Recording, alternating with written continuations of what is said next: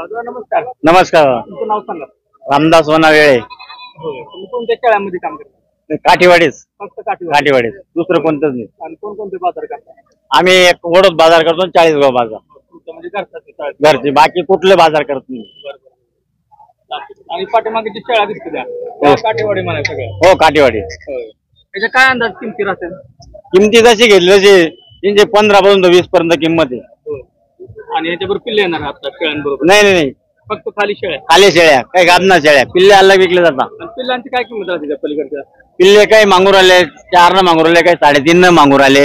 जसं पिल्लू असेल तसं. हा, हे मागूर आले 2500 न 2000 न. आणि या शेळ्या आता दूध देतात कशा हे असतात? इल्ला आता कधी बोकून नाही सोडला ना, हे 12 महिने दूध देतील. दूध देतील? हा, आपल्या गावरान शेळी कसं राहतात, जेवढं पिल्लू झालं ना तेवढं दूध देतील. तसं इंच नाही, त्यांचं तसं नाही. नाही. बरोबर.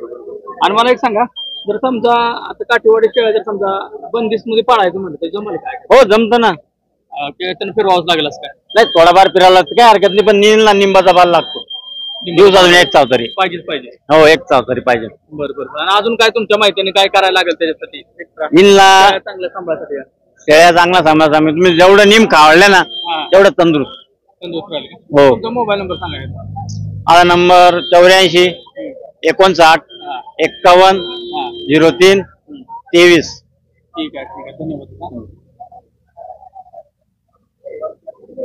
तर मित्रांनो, बघू शकता वडद बाजार मधील आपण मुलाखत दाखवले.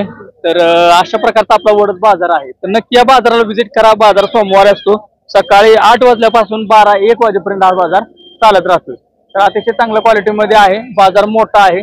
सर्वात मेन तुम्हाला काठीवाडी पाहिजे, कोणत्या जातीच्या शेळ्या पाहिजे इथं भरपूर प्रमाणात उपलब्ध असतात. धन्यवाद.